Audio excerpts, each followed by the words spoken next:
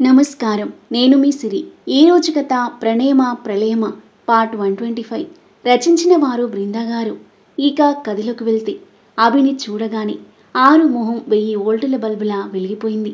వచ్చేశారా అని సంతోషంగా నవ్వుతూ లేచి అతన్ని వాటేసుకుంది. ఆమె తల మీద ముద్దు పెట్టి ఆమె చుట్టూ చేతులు బిగించి హత్తుకున్నాడు అభి. అతని కౌగిలి ఆమె హృదయానికి ఎనలేని హాయిని ప్రశాంతతని ఇస్తుంటే అతని హృదయ సవ్వడి వింటూ ఉండిపోయింది ఆరు. అంతలోనే ఫోన్ మోగడంతో తీసుకొని లిఫ్ట్ చేశాడు Abhi. Hello mom. Hello Abhi. ఈరోజు ఇంకా రాలేదేంటి నాన్న? మధ్యరాత్రి దాటింది. మామ్, ఈరోజు ఇంటికి రావట్లేదు. నీ కోడల దగ్గరకు వచ్చా. జస్ట్ 15 మినిట్స్ అయిందొచ్చి. తన కౌగిలిలో ఒదిగిపోయి తనని చిరునవ్వుతూ చూస్తున్న ఆరుని నవ్వుతూ చూస్తూ చెప్పాడు. వైదేహి చిన్నగా నవ్వుకొని, సరే బాగుందా తను? ఎలాంటి సమస్య లేదు కదా అని అడిగింది. ఏం లేదు మామ్, బాగుంది. సరే నాన్న, good night. Good night mom. Phone పెట్టేసి ఆరు వైపు చూశాడు. నిన్న ఇంటికి చాలా లేటుగా వెళ్ళాను. మామ్ ఏమందో తెలుసా? ఏమన్నారు? నిన్ను ఇంకోసారి పుట్టింటికి పంపించొద్దు అంటుంది. ఆరు కనుబొమ్మలు ముడివేసి చూస్తుంటే, నిజమే, ఆరాధ్య ఉంటేనే టైంకి ఇంటికి వచ్చి టైంకి తిని పడుకుంటావు. ఇంకోసారి తను ఎక్కువ రోజులు పుట్టింటికి పంపకు అంది. ఆ మాటలకు ఆరు చిన్నగా నవ్వుకోగా ఆమె ముఖాన్ని 2 చేతులతో పట్టుకుని కళ్ళలోకి అపురూపంగా చూస్తూ, ఈ స్వచ్ఛమైన నవ్వు చూడడానికి లేట్ అయినా వచ్చేశాను. నీతో ఉంటే ఏదో మైకం కమ్మేసినట్టు మనసుకి ఎంతో హాయిగా ఉంటుంది. మై స్ట్రెస్ బస్ట్ అని పెదవులపై అదర సంతకం చేశాడు. నాకు అంతే అభి. రోజంతా నిన్ను చూడకపోతే శూన్యంలా అనిపిస్తుంది అంటూ అతని ఒడిలో తలపెట్టుకుని పడుకోగా అభి ఆమె జుట్టులో వేలు జొప్పించి నిమురుతూ ఉన్నాడు. నీకు తెలుసా అభి, జుట్టు ఫుల్గా ఊడిపోతుంది, చాలా థిన్గా అయిపోయింది అని మూతి ముడుచుకోగా, ఏం పర్లేదులే, బేబీ పుట్టాక మళ్ళీ హెయిర్ గ్రోత్ ఉంటుంది. హెయిర్ మొత్తం ఊడిపోయి గుండైనా వర్రీ అవ్వాల్సిన అవసరం లేదు. నువ్వు గుండుతో కూడా క్యూట్గా ఉంటావు నవ్వుతూ టీజింగ్గా అన్నాడు. పో అభి అని అతని చేతిపై చిన్నగా ఒకటిచ్చింది ఆరు. ఈ టైంలో బాడీలో చేంజెస్ కామన్. వాటి గురించి ఎక్కువగా థింక్ చేయకు, సరేనా? చెప్పాడు గారంగా. సరే. అతని చెయ్యి ఆమె చెంపకు ఆనించుకొని ఆరు కళ్ళు మూసుకోగా మరో చేత్తో ఆమె పొట్ట నిమురుతూ ఉండిపోయిన అభి ఆరు గాఢ నిద్రలోకి జారుకున్నాక మెల్లిగా తనని బెడ్పై సరిగ్గా పడుకోబెట్టి తన పక్కన వాలిపోయి ఆమెని ప్రేమగా చూస్తూ నిద్రపోయాడు. తెల్లవారుతూ ఉండగా ఆరు అభి తీయని పిలుపు ఆమె చెవికి చేరగా మెల్లిగా కళ్ళు తెరిచిన ఆరు తన మొహం మీదకి వంగి ఉన్న అభి మొహాన్ని నవ్వుతూ చూస్తూ, గుడ్ మార్నింగ్ అభి అంది. మార్నింగ్. తెల్లారింది, వాకింగ్కి వెళ్దాంలే అంటూ ఆమె చేయి పట్టి లేపి కూర్చోబెట్టాడు.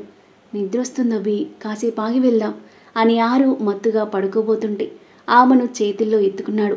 అభి, ఏం చేస్తున్నావు? కిందకి దించేసేయ్ అంది కంగారుగా. ఆహా అంటూ ఆమెను బయటికి తీసుకెళ్తుంటే, అమ్మవాళ్ళు చూస్తే బాగోదభి అంది సిగ్గుపడుతూ. ఇంకా ఎవరు లేవలేదు కానీ నువ్వు సైలెంట్గా ఉండు అని బయటకు తీసుకొచ్చి దింపి, ఫ్రెష్ అయ్యిరా, త్వరగా వెళ్దాం అన్నాడు. సరే అని మూతి ముడుచుకుని ఆరు వాష్రూమ్కి వెళ్ళగా చిన్నగా నవ్వుకొని వాకిట్లో నిలబడి పచ్చని చెట్లతో ఉన్న ఊరి వాతావరణాన్ని ఆస్వాదిస్తూ ఉన్నాడు అభి. కాసేపట్లో ఫ్రెష్ అయి వచ్చిన ఆరు చేయి పట్టుకొని రోడ్డు మీద నడక సాగించాడు అభి. డైలీ వాకింగ్ చేయమని చెప్పాను కదా నీకు.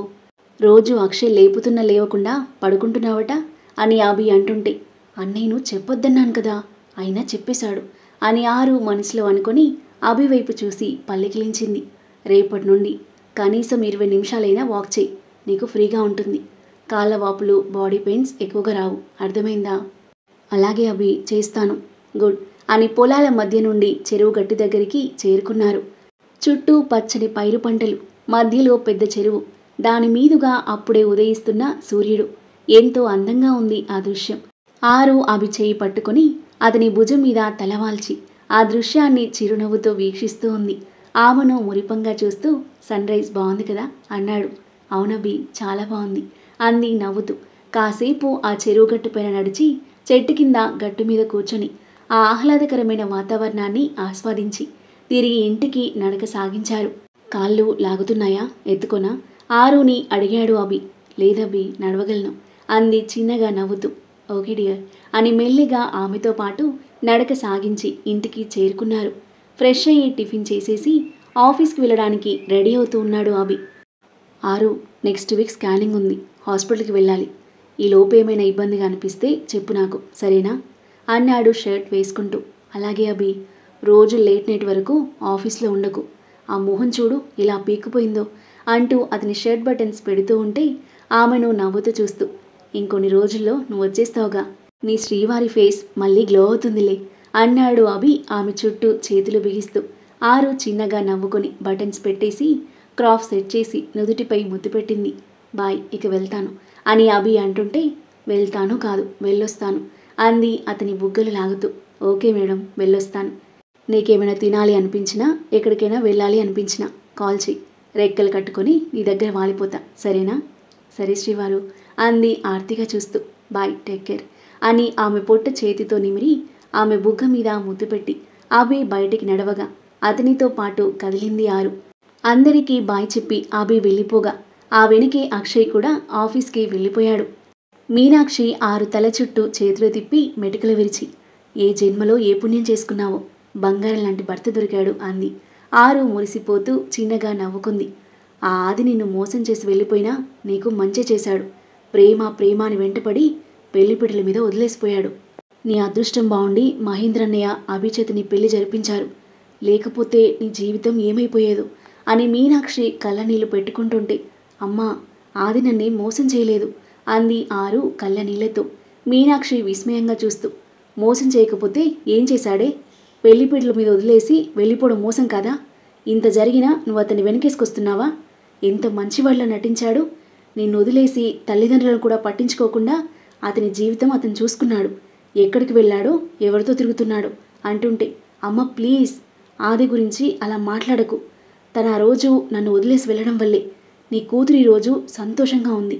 మీరు సంతోషంగా ఉన్నారు. నా జీవితం బాగుండాలని కావాలని నన్ను వదిలేసి వెళ్ళాడు అని ఆరు ఏడుస్తూ అంటుంటే, ఏంటి నువ్వనేది అంది మీనాక్షి నొసలు ముడివేస్తూ. ఆఫీస్కి వెళ్ళడానికి బయటికి వచ్చిన ప్రసాద్ వీళ్ళ మాటలు విని అక్కడే ఆగిపోయాడు. అవునమ్మా, ఆదికి బ్రెయిన్ ట్యూమర్ అని ప్రాణాంతకమైన వ్యాధి వచ్చింది. పెళ్లి రోజే ఆ విషయం తెలిసింది. ఆ మాట విని మీనాక్షి ప్రసాద్ ఒక్కసారిగా షాక్ అయ్యారు. బ్రతుకుతాడని గ్యారంటీ లేని ఆ పరిస్థితుల్లో నా జీవితం బాగుండాలని ఆలోచించి ఎవరికి చెప్పకుండా వదిలేసి వెళ్ళిపోయాడమ్మా అని ఏడుస్తూ చైర్లో కూలబడింది ఆరు. మీనాక్షి ఆరు ముందు కూర్చొని, ఏమంటున్నావే నువ్వు? ఆదికి ప్రాణాంతకమైన వ్యాధి ఉందా? ఇప్పుడు ఎలా ఉన్నాడు? ఏమయ్యాడు? కళ్ళనీళ్లతో భయం భయంగా చూస్తూ అడిగింది మీనాక్షి. ప్రసాద్ టెన్షన్గా ఆరు వైపే చూస్తున్నాడు. పూణేలో ఉన్నాడు, అక్కడే ట్రీట్మెంట్ తీసుకుంటున్నాడు. ఇప్పుడు అతని పరిస్థితి ఎలా ఉందారు? ఆవేదనగా అడిగాడు ప్రసాద్ తన ఎదురుగా చైర్లో కూర్చుంటూ. ఇప్పుడు ప్రమాదమేం లేదు నాన్న, వ్యాధి నుండి పూర్తిగా కోలుకున్నాడు. ఇంకొన్ని రోజుల్లో ఇంటికి తిరిగి వచ్చేస్తాడు. ఆ మాటలకు మీనాక్షి ప్రసాద్లు నిశ్చింతగా ఊపిరి పీల్చుకున్నారు. ఈ విషయం నీకెలా తెలిసిందే? వాళ్ళ అమ్మనాన్నలకు తెలుసా ఈ విషయం అడిగింది మీనాక్షి. ఆంటీ వాళ్ళకి తెలీదమ్మా. నాకు నేను మీ అల్లుడు కోసం పూణే వెళ్ళాను కదా, అప్పుడే తెలిసింది. ప్రసాద్ నిర్ఘాంతపోతూ, అంటే ఆది విషయం అల్లుడికి తెలుసా అని అడిగాడు. తెలిసినా అన్న, ఆయన పూణే వెళ్ళినప్పుడే తెలిసింది. సర్జరీ టైంలో ఆయన దగ్గరుండి చూసుకున్నారు. అన్నయ్య కూడా తెలుసు అంది ఆరు. మీనాక్షి ప్రసాద్ నోట మాట రాక బ్లాంక్గా చూస్తుండిపోయారు.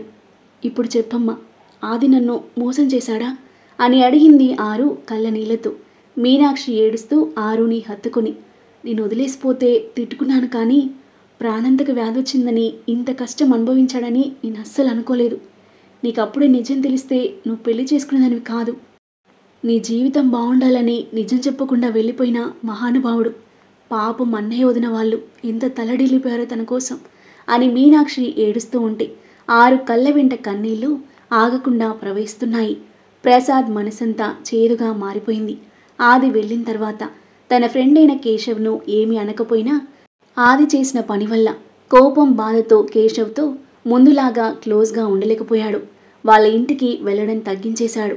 అతని మైండ్ అంతా స్తబ్దుగా మారిపోగా బాధగా తల పట్టుకున్నాడు ప్రసాద్. మీనాక్షి ఆరు కళ్ళనీళ్ళు తుడిచి, ఏడవకు, ఆ దేవుడి దయ వల్ల ఆది ప్రాణాలతో బయటపడ్డాడు. మీ విధిరాత ఇలా జరగాలని రాసిపెట్టింది, జరిగింది అని కళ్ళనీళ్ళు తుడుచుకొని లేచి వాటర్ తీసుకొచ్చి ఆరుకి అందించింది. వాటర్ తాగి పక్కన పెట్టేసి సైలెంట్గా ఉండిపోయింది ఆరు. కాసేపు ముగ్గురి మధ్య మౌనం రాజ్యమిలింది. ఏవండి మీకు బ్యాంక్ టైం అయింది కదా? మీనాక్షి మాటలకు తలెత్తి చూసి, ఈరోజు వెళ్ళాలని లేదు మీనా, కేశవ్ వాళ్ళ ఇంటికి వెళ్ళొస్తాను, వాడిని కలిసి చాలా రోజులైంది అన్నాడు చైర్లో నుండి లేస్తూ. అలాగే అండి అంది మీనాక్షి. నాన్న, ఆది గురించి వాళ్ళ ముందు ఏం మాట్లాడకండి, ఆయన వచ్చిన రోజే వాళ్ళ బెంగ భయం పోయేలా అర్థమయ్యేలా చెప్తామన్నారు అభి వాళ్ళు. అలాగేరా అని బ్యాగ్ మీనాక్షి చేతికి ఇచ్చి కేశవ్ వాళ్ళ ఇంటికి బయలుదేరాడు ప్రసాద్. ఆరు, నువ్వు వెళ్ళి పడుకోపో, ఏమీ ఆలోచించకు తల్లి, మంచి వాళ్ళకెప్పుడు ఆ దేవుడు అన్యాయం చేయడు, ఆది జీవితం కూడా మంచిగా మారుతుంది, వెళ్ళు లోపలికి. ఆరు తలాడించి లోపలికి వెళ్ళి భారంగా ఊపిరి తీసుకుని పడుకుంది. సిస్టంలో సీరియస్గా వర్క్ చేస్తున్న వర్ణిక మహి నుండి ఫోన్ రావడంతో టక్కున ఫోన్ తీసుకుని లిఫ్ట్ చేసింది. Hello sir, miss Varnika, presentation రెడీనా? 5 minutes సార్, అయిపోవచ్చింది. ఓకే, కంప్లీట్ అయ్యాక మెయిల్ చేసి నా ఛాంబర్కి రా. ఓకే సార్, లేట్ అయినా పర్లేదు, బట్ పర్ఫెక్ట్గా ప్రిపేర్ చేయి. Okay sir. మహి ఫోన్ పెట్టేయగా ఫాస్ట్గా ప్రజెంటేషన్ ప్రిపేర్ చేసి మహికి సెండ్ చేసి అతని క్యాబిన్లోకి వెళ్ళింది. May I come in sir? Varnika వాయిస్కి ఎస్ కమిన్ అన్నాడు మహి సిస్టంలో చూస్తూ. లోపలికి వచ్చి అతని ముందు వినయంగా నిలబడి, సార్ మీకు ప్రజెంటేషన్ సెండ్ చేశాను, ఏమైనా కరెక్షన్స్ చేయాలో ఒకసారి చూసి చెప్తారా అని అడిగింది. యా, అదే చూస్తున్నా, everything is perfect, 2 small corrections ఉన్నాయి, కమ్ దిస్ సైడ్ అనడంతో అతని పక్కకు వెళ్ళి నిలబడింది వర్ణిక. మహి సిస్టంలో చూపిస్తూ ఏం కరెక్షన్స్ చేయాలో చెప్తుంటే వంగి సిస్టంలో చూస్తూ ఉంది.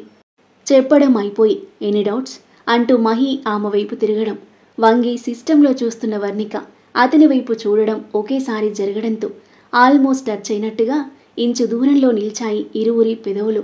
ఆ పెదవుల వైపు చూసి ఒకరిని ఒకరు చూసుకుని తడబడి తుల్లిపడినట్టుగా మహి చైర్తో పాటు వెనక్కి జరగగా టక్కున లేచి స్ట్రేట్గా నిలబడి అటువైపుకి తిరిగింది వర్ణిక.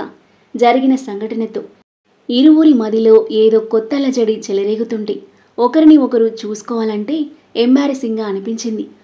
కొన్ని క్షణాలకు మహి గట్టిగా ఊపిరి తీసుకుని వదిలి నార్మల్ అవుతూ మిస్ వర్ణిక అని పిలిచాడు. మెల్లిగా వెనక్కి తిరిగి సిగ్గు బిడియంతో అతని వైపు చూసింది.